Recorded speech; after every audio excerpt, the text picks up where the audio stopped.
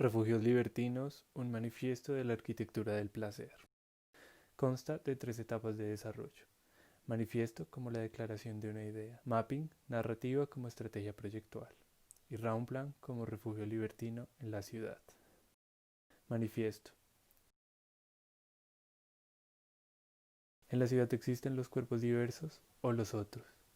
Los otros reclaman en el espacio físico de la ciudad una imagen de su identidad. La identidad se construye a partir de las prácticas de cada individuo. Las prácticas de los otros tienen como objeto el placer. El placer es un espacio político de resistencia a la normatividad de la ciudad. Un refugio libertino es el espacio como escenario de las prácticas de los cuerpos diversos. Un refugio libertino es un espacio de resistencia a la normatividad de la arquitectura. Mapping.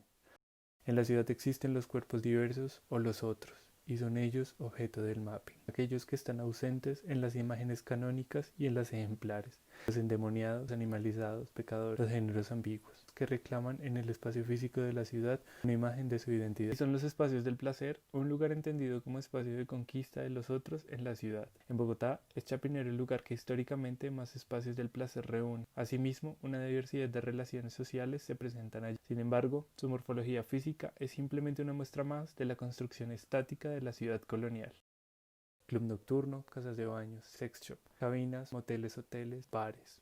Son los elementos principales que constituyen la base programática de los refugios libertinos y la muestra de los espacios del placer en la ciudad. Espacios, escenarios de prácticas que tienen como objeto el placer: tomar, bailar, drogarse, follar, dormir. Prácticas que son aún tabú en la sociedad y que son formas de resistencia al anonimato de los otros. Este diagrama relaciona las prácticas con los espacios del placer y asimismo ilustra el contraste de estas relaciones frente a una ciudad, en este sentido, estática.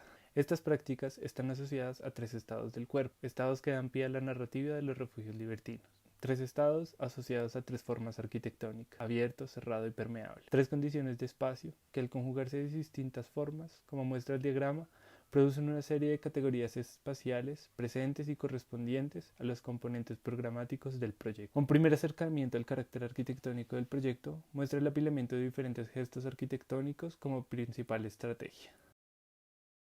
Estado 0, Jardín de las Delicias. El jardín es un lugar estético, social y político, un espacio de confrontación entre la ciudad normada y los refugios libertinos. De forma permanente y a modo de entrada, los refugiados son recibidos por el jardín, primer territorio conquistado por el libertinaje, espacios de encuentro entre el cuerpo y la ciudad, escenario de las fantasías públicas y privadas, admite nuevas formas de comportamiento o aquellas consideradas no ejemplares. Un lugar de libertinaje es constituido a partir de la indeterminación propia de las estructuras de placer, una serie de elementos arquitectónicos de carácter ambiguo que, relacionados entre sí, construyen una serie de lugares independientes dentro de este jardín. Es mediante esta estrategia del andamiaje que el jardín cobra un carácter vertical, convirtiéndose no solo en un espacio de transición entre la ciudad y el refugio, sino también entre cada uno de los componentes del programa. Es un espacio neutro, un escenario de cambio de estado. La indeterminación del andamiaje permite a los refugios libertinos situarse en una ciudad congestionada a la vez que en una dispersa, sin perder su esencia irreverente, y una declaración contundente como hito arquitectónico. Primer estado, relajación. En este estado, el refugiado experimenta una sensación de descanso, tanto físico como mental. Los baños romanos son desplegados en la arquitectura que vuelve a la tierra, a la estereotomía como base de la experiencia arquitectónica del placer. El refugiado desciende bajo la cota cero. Se encuentra con una secuencia horizontal de espacios que, a través de una circulación completamente determinada, se ve inmerso en un encadenamiento espacial. Segundo estado, éxtasis.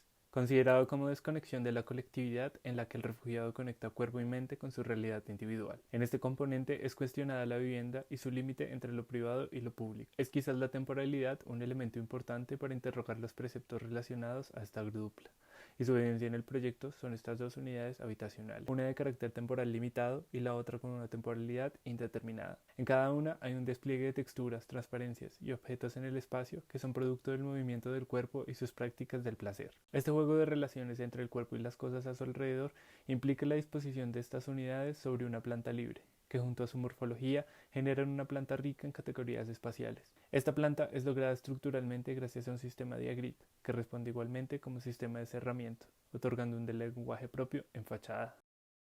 Tercer estado, euforia, la activación del cuerpo. Es el no lugar, espacio donde el refugiado se libera de su identidad, de la identidad de su cuerpo y permite la realización de sus deseos reprimidos. La cultura de baile es el conjunto espacial correspondiente a este estado. Es una transgresión de categorías espaciales como escenario de la experimentación de la música, las luces y las sustancias psicoactivas. El reflejo en corte de esta variedad espacial son las diferentes alturas asociadas a este estado del cuerpo. Esto se logra gracias a la propuesta de un sistema estructural métrico y rígido que libera la sección del proyecto, permitiendo una diversidad en la propuesta. El apilamiento de cada uno de los componentes o estados es libre e independiente y responden entre sí gracias al despliegue del jardín. El Romplan como estrategia arquitectónica da cuenta de los espacios pensados desde el interior, desde el cuerpo mismo de los refugiados. Da cuenta de cómo sus prácticas reclaman una serie de actos arquitectónicos que son evadidos en las discusiones proyectuales. La fachada responde entonces a la variedad interna del proyecto a través de la variedad de transparencias, uso de elementos y aperturas que represento la diversidad programática fundamentada en la diversidad de los otros. El emplazamiento del proyecto, en este caso en Bogotá, da cuenta de la principal intención de esta propuesta, ser un elemento de contraste en el panorama morfológicamente estático pero socialmente diverso, siendo un gesto de representación frente a individuos que se encuentran en la ciudad y a su vez un objeto que cuestiona para qué, para quién y por qué hacemos arquitectura. Los refugios libertinos son un proyecto teórico crítico, reflejo de experiencias personales y profesionales que me llevan a cuestionar la forma en que pensamos y producimos arquitectura.